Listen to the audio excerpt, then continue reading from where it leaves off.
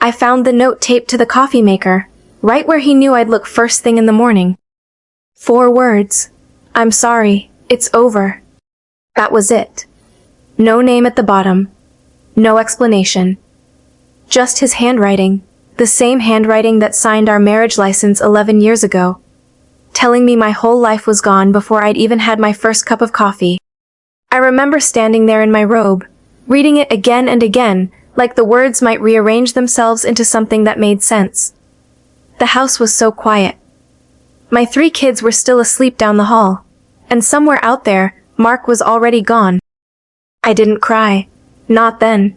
I walked to the laptop and opened our bank account, because some part of me already knew. $40.18. That's what was left. He'd moved everything else out 2 days before. Cleaned out the savings we'd built for 14 years. The account with the kids' names on it, all of it. Gone. He planned this. That's the part that still gets me. While I was packing lunches and folding his shirts, he was sitting at that same table, doing the math on how to leave us with nothing. I heard my youngest stir in his room. My oldest, Emma, she was 13, and she was going to wake up in an hour expecting a normal Tuesday. School, cereal, her dad's truck in the driveway. And I had $40 and no idea how I was going to tell her that the truck was never coming back. I'm going to tell you everything. How I went from that kitchen to a motel room off the highway with 3 kids and a garbage bag full of clothes. How close I came to giving up, closer than I've ever admitted to anyone. And how a woman named Dolores, who I'd never even met, ended up being the reason we survived. But it starts here, with 4 words taped to a coffee maker, and a man who thought $40 was all we'd ever be worth. He was wrong. It took me 5 months and a motel room to prove it. Let me take you all the way back to the beginning, to the morning everything I thought was solid turned out to be smoke. Let me take you back, because the truth is, I should have seen it coming. Mark and I met when I was 24. I was working the front desk at a dental office, saving up to finish my degree. He came in for a cleaning, made a joke about being scared of the drill, and asked me to dinner before he even paid his bill. He was easy to love back then. Loud in a good way. The kind of man who filled up a room the second he walked into it. When Emma was born, we agreed I'd stay home. It made sense on paper. His job at the plant paid enough, and daycare would have eaten most of my check anyway, so I let my degree go. I let the front desk job go. I became the person who kept everything running so he could go out and earn. I want you to understand what that means, because I didn't understand it myself until it was too late. For 11 years, my name wasn't on a paycheck. My name wasn't on the lease, because he handled that. My name wasn't on the truck. My name wasn't even on the checking account by the end, only his, because it was easier that way. Slowly, without either of us saying it out loud, I became a person who existed only inside our marriage. Take the marriage away, and on paper, I barely existed at all. The last 2 years, he got quiet. Not mean, just gone. He worked late. He stopped touching me. When I asked if something was wrong, he'd say he was tired, and I let myself believe it because the other options were too scary to hold. There were signs. God, there were so many signs. A second phone I found in his glove box that he said was for work. Perfume that wasn't mine on a jacket he said he lent to a buddy. The way he started caring about his appearance again. New clothes, a gym membership, whitening his teeth.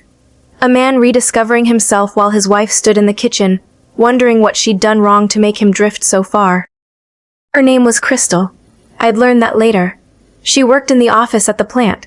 She was 26. And while I was clipping coupons to stretch the grocery money 3 more days, my husband was spending our savings on weekends I thought were overtime. I should have looked harder. I know that now. But when you love somebody, you don't go digging for the thing that will end your whole world. You look away on purpose. You tell yourself stories. I told myself we were just in a rough patch. I told myself every marriage goes cold sometimes. I told myself he'd come back around once things at work settled down. I was so busy holding our life together that I never noticed he'd already let go of his end. But here's what I keep coming back to. The morning he left, He made sure the kids' cereal was in the cabinet. He filled up my car with gas the night before. Small things. Like leaving us with a full tank and an empty account was some kind of mercy. Like he'd done the math on his own guilt and decided a full tank made him a decent man. The morning I found the note, I did something I'm not proud of. I called him 22 times. Straight to voicemail, every single one. I left messages I'd be embarrassed to play back now. I begged. I bargained. I told him we could fix it, whatever it was. Just come home and talk to me. Then a text came through, and my heart jumped, because I thought maybe he was coming back. It said, "Don't make this harder. The kids will be fine. You'll figure it out. You'll figure it out." Like I was a problem he'd solved by walking away from it. Like 11 years, and 3 children came down to a shrug and 4 words on a screen. That text did something to me. The panic drained out of my body, and something colder took its place. Something steadier. Because he was right about one thing. I was going to figure it out. I just don't think he ever imagined what that would end up costing him to watch from the outside. I put my phone face down on the counter. I wiped my eyes with the back of my hand. And I went down the hall to wake up my kids, because whatever was coming, they still needed breakfast, and I was the only one left to make it. The hardest conversation of my life happened over a bowl of cornflakes. Emma knew before I said a word. 13-year-olds always know. She came into the kitchen rubbing her eyes, looked at his empty chair, then at my face, and she just said, "He left, didn't he?" Not a question. She'd been watching the same slow goodbye I had, just from a shorter distance and with clearer eyes. My middle one, Tyler, he was 8, and he didn't get it. He kept asking when Dad would be home for the game that weekend.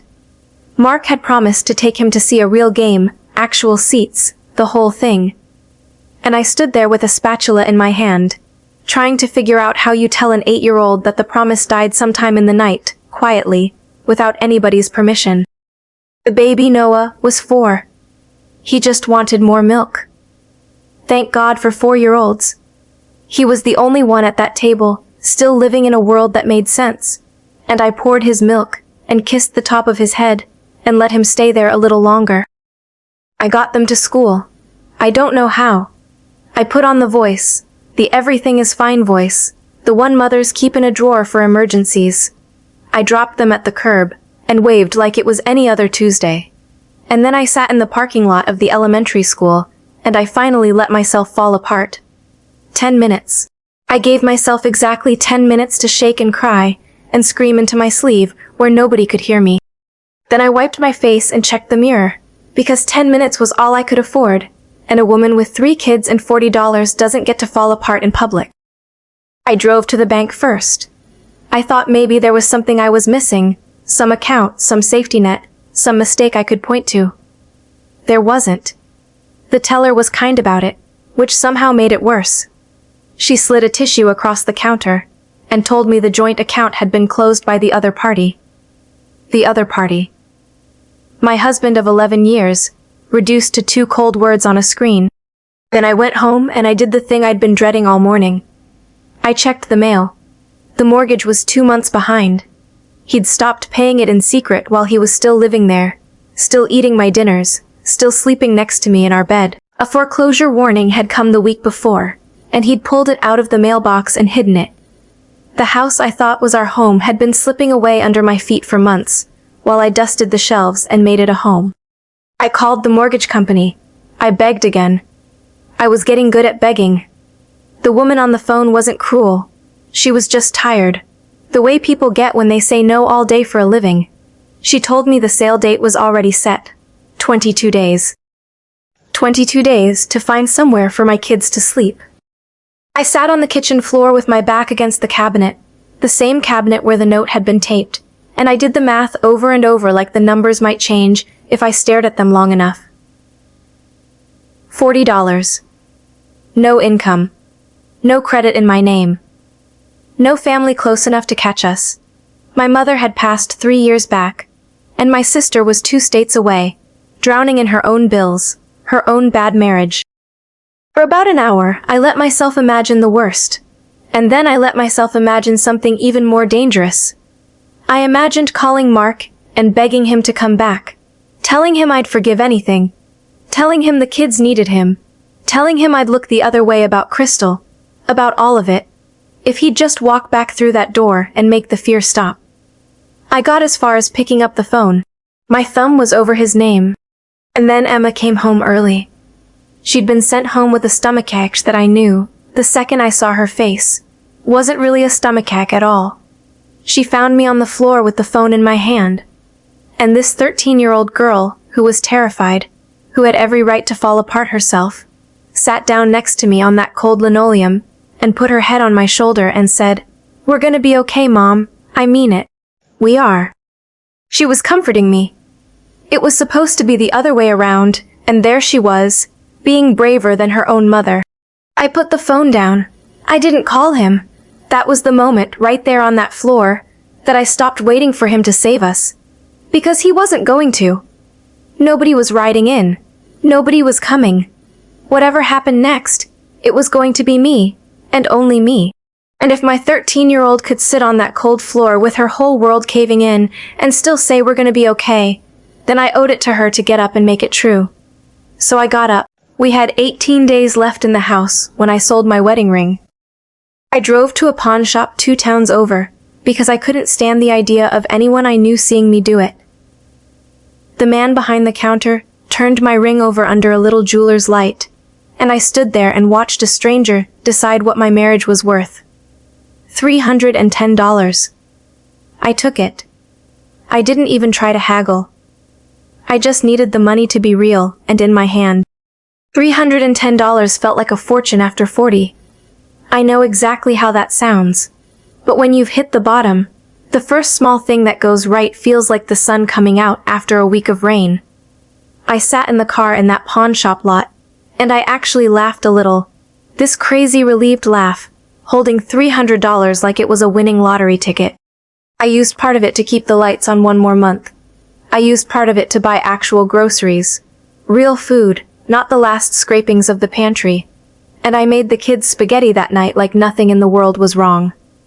Tyler asked, halfway through dinner, if Dad was coming back, and I set down my fork and told him the truth for the first time. I said, "No, baby, it's gonna be just us now, but us is enough. You hear me? Us is more than enough." I'm not sure I fully believed it yet, but I said it out loud, and saying it out loud made it a little more solid, a little more like a fact, and a little less like a hope. The days after that were a blur of phone calls. I called every shelter, every program, every number a social worker gave me, and she gave me a lot of them, that overworked woman with the kind eyes. Most places were full. There was a waiting list for the waiting list. One shelter had a spot, an actual open bed, but it was clear across the city, and it would have meant pulling the kids out of the only school they'd ever known in the same month their father vanished and their house disappeared. I couldn't take that from them too. I couldn't take the last stable thing they had, so I made a decision that scared me half to death. A weekly motel off Route 9, the kind with a flickering sign missing half its letters, and a parking lot full of people the world had decided to forget about. $240 a week. It would burn through my ring money fast, I knew that. But it kept the kids in their school district, and it put a roof over their heads, and right then, a roof was the entire war. Everything else could wait. The day we left the house, I let each kid take 1 box and 1 bag. Just 1 each. You'd be surprised what a child decides matters when you tell them they can only keep what fits in their arms. Emma took her books, every one she could cram in.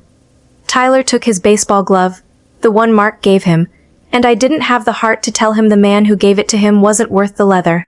And Noah took a stuffed rabbit with 1 ear chewed off, and he cried when I told him the toy box had to stay behind. I knelt down and told him the rabbit needed him to be brave, and he nodded with these huge wet eyes, and I nearly lost it right there. I took the photos off the walls and left the frames hanging empty. I figured wherever we landed, we wouldn't have room for frames. I was already thinking small, already shrinking my whole life down to only what I could carry out the door in 2 trips. I stood in the empty living room one last time, 11 years in that house. I brought all 3 of my babies home from the hospital to that house. Learned to walk in that living room, all 3 of them. And now I was walking out of it with a garbage bag slung over my shoulder, a 13-year-old holding her little brother's hand by the door, and a car in the driveway that, thank God, was somehow paid off and titled in my name. The one single thing Mark forgot to take when he took everything else. We drove to the motel as the sun went down. Emma didn't say one word the entire way, just stared out the window at the town rolling by. Tyler asked if this was like camping, and I said yes, sweetheart. It's exactly like camping, and he seemed genuinely happy with that answer, and I held on to it. Noah fell asleep in his car seat, clutching that one-eared rabbit. I remember pulling into that lot and looking up at the number on our door. Room 14. And I thought, all right, this is it. This is where we start over. From a room I'm renting by the week with money I got for my own wedding ring. I didn't know yet that room 14 was going to become the place where I finally turned into someone my kids could be proud of. That first night, all I felt was the fear, cold and total. But I carried the boxes in anyway. One at a time, up the concrete steps, into room 14. Because that's what you do when there's nobody left to do it for you. You carry the boxes in. The first night in that motel room, all 4 of us slept in one bed. There were 2 beds, but the kids didn't want to be apart, and honestly, neither did I. So we piled into one, all 4 of us. And I lay there and listened to them breathe in the dark, and stared at a brown water stain on the ceiling. And I tried to build a plan out of nothing. Around midnight, someone in the next room started yelling.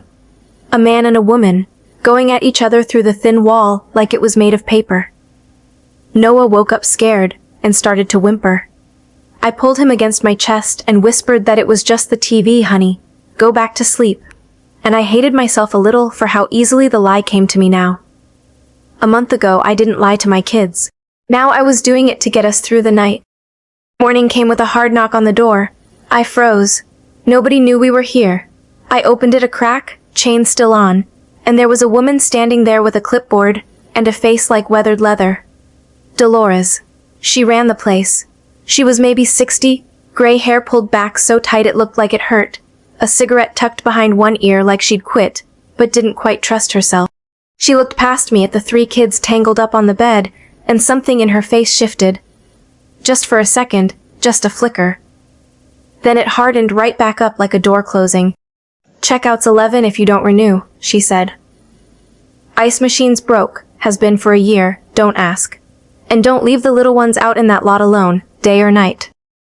That was it. She turned and walked off down the row. No warmth. No welcome. I figured she'd seen 1,000 versions of me, come stumbling through those doors, and she'd stopped letting herself feel anything about it a long time ago. I got the kids to school on the last few dollars of gas in the tank. And then I came back and sat in room 14 and made myself do the thing I'd been putting off. I needed money coming in, and I needed it now. Not next month. Now, before the ring money ran out and took the roof with it, I made a list of everything I could do. It was painfully short. I could type. I could clean. I could take care of kids. My whole resume was a life spent making other people comfortable, and it turns out the world doesn't pay much for that. I walked into every single business on the main strip that afternoon, Noah on my hip because I couldn't leave him. The diner. The grocery store. The dollar store. The gas station. I filled out applications in my best handwriting with a motel address in the top line, and I watched people's faces do that little flinch when they read where I lived. A weekly motel address tells them everything they think they need to know about a person, and none of it is good. By the 5th no of the day, I was standing outside the laundromat trying not to cry in public with my 4-year-old watching me. And that's where an old man folding his undershirts told me something I have never once forgotten. He didn't know my story. He just looked at my face and saw all of it. And he said, "Whatever it is, you're still standing up. That right there counts for a whole lot more than you think it does." Strangers. It is always the strangers who catch you in the end. The ones who owe you nothing.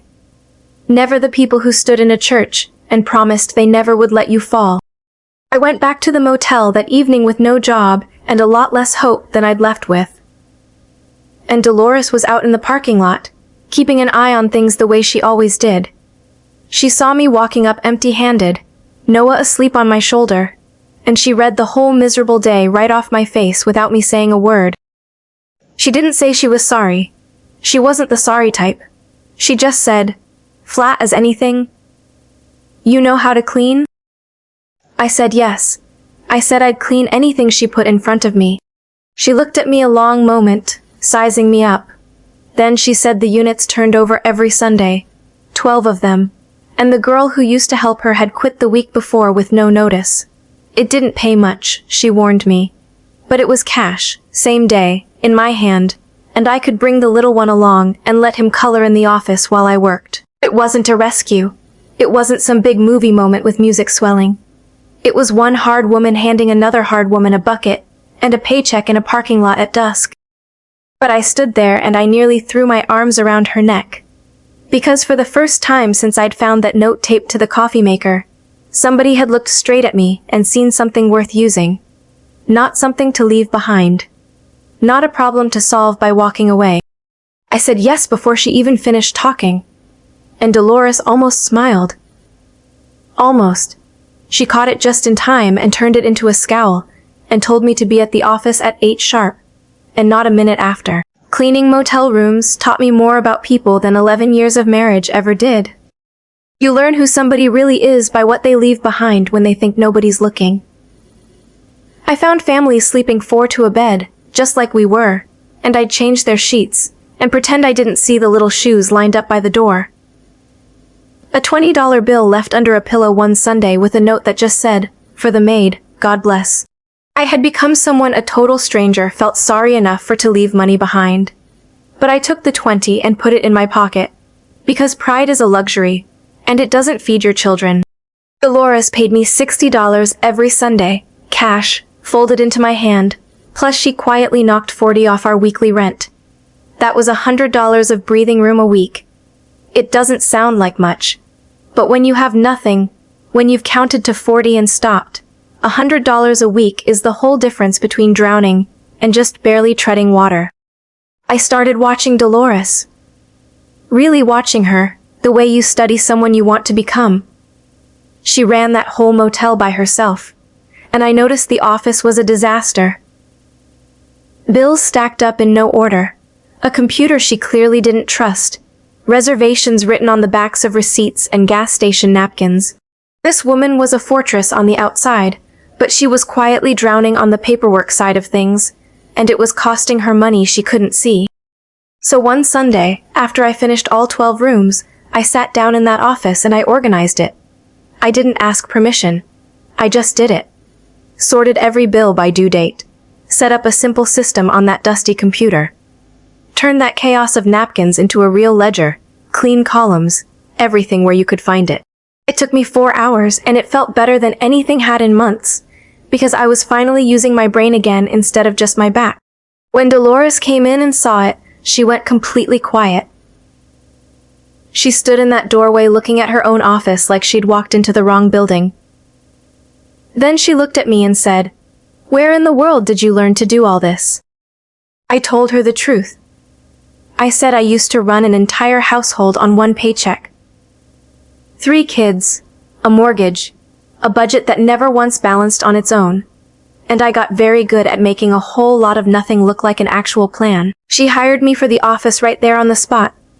2 more days a week, better pay than the cleaning. And just like that, I wasn't only the woman who cleaned the rooms. I was the person who helped keep the whole place running. Here's what nobody ever tells you about hitting the very bottom. The skills you always thought were worthless, the ones you quietly gave up your whole career for, the invisible unpaid work of keeping a family alive and fed and moving. Those skills are real. They have a name and a value out in the world.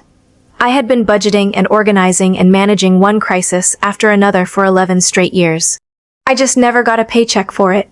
And worse, I never gave myself 1 ounce of credit either. Mark got to call it just staying home. But it was work. Hard, skilled, endless work. And out in the real world, when I finally got the chance to show it, it had value.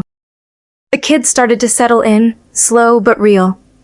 Emma made a friend down the hall, whose mom was also starting completely over. Tyler joined a free rec baseball league, and I sat in a cracked plastic chair and watched him play with a lump the size of a fist in my throat, because his father had promised him baseball and then vanished. And here I was, the one who actually delivered it. But the fear never fully packed up and left. Every Sunday night I sat on that bed and did the math. And every single week I was still just one bad break away from the street. A sick kid, a car repair, a slow week. Any one of those things could still sink the whole ship. I was surviving. I was not safe. There is an enormous difference between those two things, and anybody who has ever lived it knows in their bones exactly what I mean. Then one gray afternoon, folding a mountain of motel towels with Noah asleep in the corner, I got an idea that would end up changing everything for us. It came from watching the other families in that motel. All of us stuck in the same leaky boat. All of us needing the exact same handful of things and never able to get them. I looked hard at what I already knew how to do, and I finally asked myself a question I should have asked years ago. Not, how do I survive this?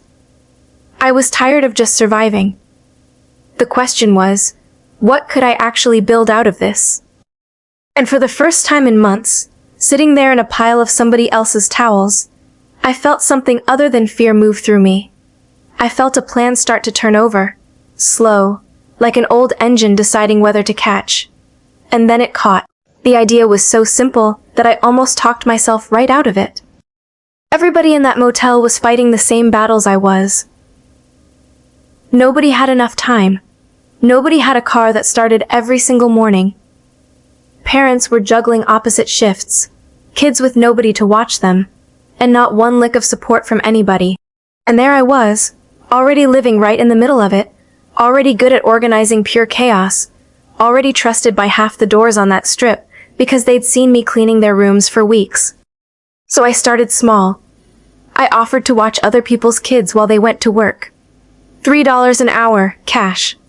Within 2 weeks, I had 5 kids in room 14 every single afternoon, and I turned that beat-up motel room into the warmest little daycare you ever saw. Then it grew. One of the moms couldn't ever get to the grocery store because her shift ran too late, so I started doing her shopping when I did my own, and she paid me a few bucks and thanked me like I'd saved her life. Then somebody heard I knew my way around the assistance forms and asked if I'd help them fill theirs out. Before I even fully realized it was happening, I wasn't just cleaning rooms anymore. I was running a little business out of a motel, doing every single thing people desperately needed and never had the time or the know-how to do for themselves. Childcare, grocery runs, paperwork, rides. I kept track of all of it in a spiral notebook, just like Dolores, and every night I counted my cash out on that bedspread with Emma next to me, helping me stack the ones. Emma became my full partner in every bit of it. Somewhere in those weeks she'd stopped looking at me, like I was the woman who'd failed her, and let her father walk out. She helped with the little kids after school. She was faster with the forms than I was, honestly. And one night, stacking dollar bills on that bed, she said something that cracked me wide open. She said, "Mom, I like you better now. You're like, awake or something." Awake. She was exactly right, and it stunned me that a 13-year-old could see it so clearly. For 11 years I had been asleep inside my own life, doing everything for everyone else, and disappearing a little more with every year that passed, until there was almost nothing left of me that was mine. Losing Mark hadn't broken me, in the end. It had woken me all the way up. By the 3rd month, I was clearing $400 some weeks. I walked into a bank and opened an account in my own name. My name, all by itself, the first account in my entire adult life that belonged to me alone. I stood at that counter, and the woman asked me to sign, and my hand actually shook holding the pen, because it felt like I was signing my own name back into existing. Like I'd been erased, and here I was writing myself back onto the page one letter at a time.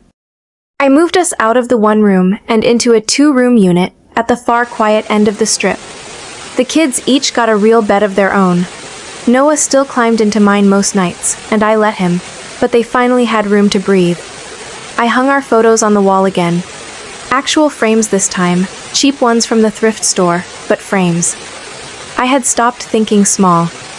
Dolores watched every bit of this happen from behind that same hard leather face, but she started quietly sending people my way.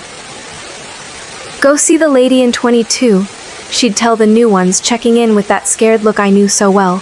She'll get you sorted out. From a woman who couldn't get a yes at a gas station 3 months earlier, to the woman who ran half the help on that whole strip. One evening, Dolores sat down across from me in the office with 2 cups of that terrible burnt coffee, and she finally told me her own story. She'd been left too, 30 years back. 2 kids, no money, and this crumbling motel her only way out. She'd bought it for almost nothing when it was falling down, and she'd built the whole thing back up alone. That hard face of hers was never cruelty. It was armor, welded on over 30 years. She had been me, exactly me, once.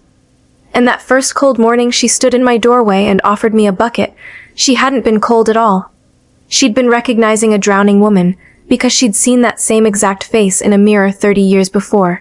I don't help everybody who comes through here, she told me. I help the ones who pick up the bucket. I will carry that one line with me for the rest of my life. Things were good, not perfect, but good. Solid ground under my feet for the first time in a year. And that, of course, is exactly the moment my phone lit up on the desk with a number I hadn't seen in 5 months. Mark. He was calling me. And I just sat there and stared at that screen and let it ring, my whole body gone cold and still, because I knew, whatever he wanted, it was going to test every single thing I had just finished building out of nothing. I didn't answer it. I let it ring straight through to voicemail, and then I sat there in that office shaking, because a voice you loved for 11 years does not lose its grip on you, just because the man behind it walked out the door. He left a message. I didn't listen to it until that night, alone, after the kids were finally asleep. His voice was smaller than I remembered. Thinner. He said things had gone wrong for him. Crystal was gone. And then he said the exact words I had once lain on a kitchen floor and fantasized about hearing him say. He said, I miss you guys. I miss my family. I think I made a huge mistake. Can we please just talk? 5 months earlier, those words would have completely undone me. I would have driven straight to him that very night. I would have forgiven every last thing, told myself the kids needed their father under one roof, told myself that half of a mark was still better than no mark at all. But I was not that woman anymore. That woman got left behind in a house with a note and $40, and no name on anything. The woman sitting on that motel bed, listening to his voicemail, had built something real out of absolutely nothing, with her own 2 hands, and she was not about to hand the keys back to the one man who had set it all on fire and walked away whistling. I didn't call him back for 3 whole days. I needed to be dead certain the answer was coming from my head, and not from that old familiar ache that still lived somewhere under my ribs. And when I finally did call, I put it on speaker out in the parking lot, alone, under that flickering sign, standing on the exact ground where I felt the strongest. He talked for a good long while. He was sorry, so sorry. He'd been going through something. He wanted to see the kids. And he wanted to come home. And the second he said that word, home, I understood something clean and cold. He still pictured wherever I was, whatever I'd scraped together, as his. Something waiting for him.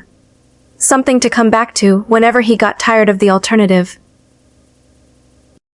I let him get all the way to the end of it, and then I asked him one single question. I said, where were you the day the mortgage company called and told me your children had 22 days to get out of the only house they'd ever known? Silence on the line. I didn't answer it. I let it ring straight through to voicemail, and then I sat there in that office shaking, because a voice you loved for 11 years does not lose its grip on you, just because the man behind it walked out the door. He left a message. I didn't listen to it until that night, alone, after the kids were finally asleep. His voice was smaller than I remembered. Thinner. He said things had gone wrong for him. Crystal was gone. And then he said the exact words I had once lain on a kitchen floor and fantasized about hearing him say. He said, I miss you guys. I miss my family. I think I made a huge mistake. Can we please just talk? 5 months earlier, those words would have completely undone me. I would have driven straight to him that very night.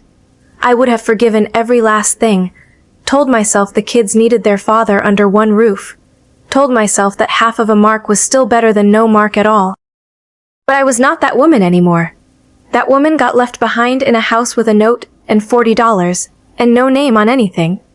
The woman sitting on that motel bed, listening to his voicemail, had built something real out of absolutely nothing, with her own 2 hands, and she was not about to hand the keys back to the one man who had set it all on fire and walked away whistling.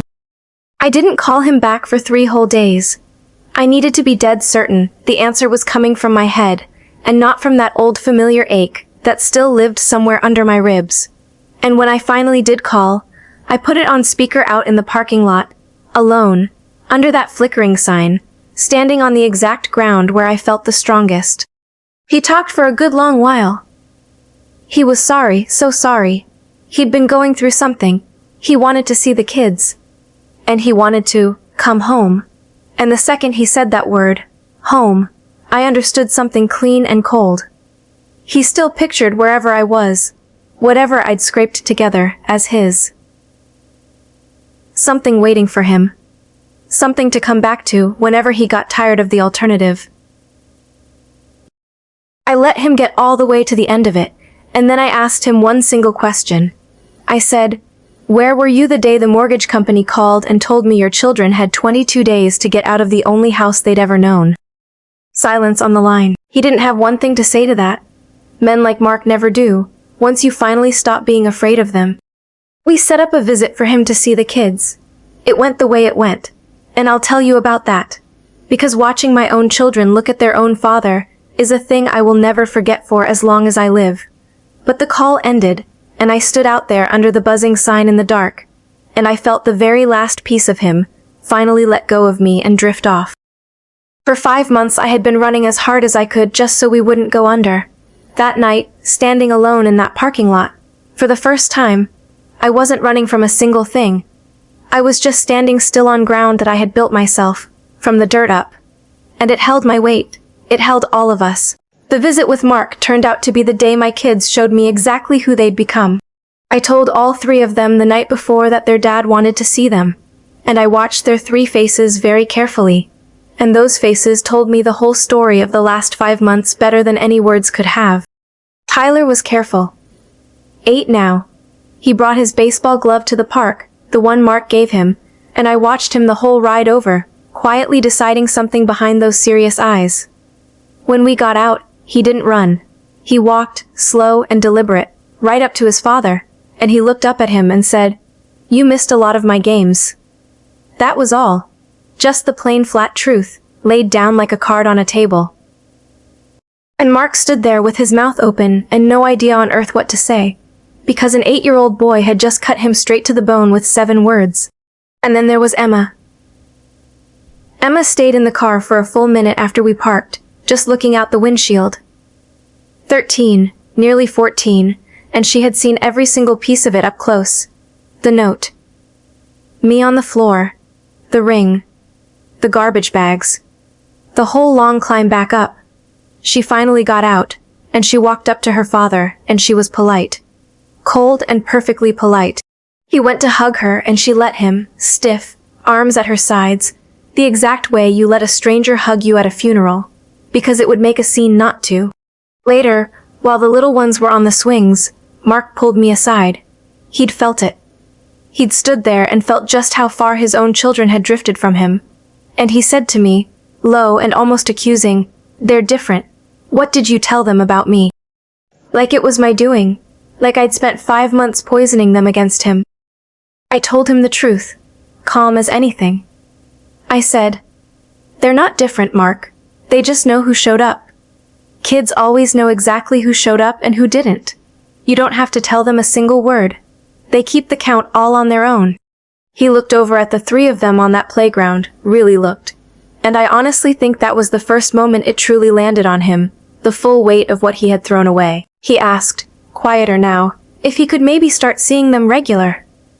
And I said yes, and I meant it. I told him I would never keep them from a father who genuinely wanted to try, but that trying meant showing up every single time, rain or shine, Not just the times when it was convenient. He swore that he would. Maybe he will. That part of the story is still being written, and it belongs to them and to him. It was never mine to write for them. We drove home from that park, and Noah fell dead asleep in his car seat, and Tyler stared quiet out the window, turning his glove over in his hands, and Emma reached over and turned up the radio loud. And out of nowhere she said, "Can we get tacos? Like to celebrate?" And I said, "Celebrate what exactly, honey?" And she just shrugged and looked out the window and said, "I don't know. Us. Just us." So we got tacos. 3 kids and their mother crammed into a booth at a little taco place off the highway, laughing about absolutely nothing, fighting over the last of the chips. And I sat there and looked around that sticky table, and I thought, clear as a bell, this is the family Mark walked out on. This exact table, right here. These 4 people. And he will never once in his life get to know what it feels like to sit down at it. If you've made it this far with me, if any single part of this story is starting to sound like your own, do me just one small favor. Subscribe, and stay with me a while, because there are people out there right now, tonight, sitting on their own cold kitchen floor, with their own note in their hand, absolutely certain that it's over for them. And they need to hear from somebody who's been down there that it is not over. It is only the very beginning of the part where you finally find out who you really are, underneath everything they told you that you were. That night, back at our place at the end of the strip, after the kids were down, I sat on my bed and opened my notebook. The same beat-up spiral notebook where I tracked every single dollar since the beginning. I'd started this whole thing with 40. That night the number at the bottom was a lot bigger. But the truth is the number wasn't even the point anymore. I flipped all the way back to the very first page, where months ago, on that first terrible sleepless night in room 14, I'd scratched down one single line to myself in the dark. I had completely forgotten it was even there. I read it, and I had to set the whole notebook down on the blanket for a minute, and just breathe. I'll tell you exactly what it said. Because that one line, scratched down by a woman who had nothing, is the whole entire reason I made it out the other side. The line I'd written on that first night, in a shaking hand, in a motel room that smelled like bleach and other people's cigarettes, was this. $40 is not the end, it's just how much they think I'm worth. They're wrong about me. I don't even remember writing it. I must have done it in the dark after the kids fell asleep, when all I had left in the world was a pen and a stubborn refusal to disappear. And months later, reading it back, I realized that scared, exhausted woman in room 14 had been dead right about the one thing that actually mattered. Let me tell you where we are now, so you know for a fact that this story is real. We are out of the motel. I saved for 8 straight months, and put down a deposit on a real 2-bedroom apartment. The girls in one room, the boys in the other, and me on a pull-out couch in the living room that I honestly do not mind one single bit, because it is mine. It is the first lease I have ever signed with only my own name on the line. I framed a photocopy of it and hung it in the kitchen. The little business I built out of that motel room grew right along with us.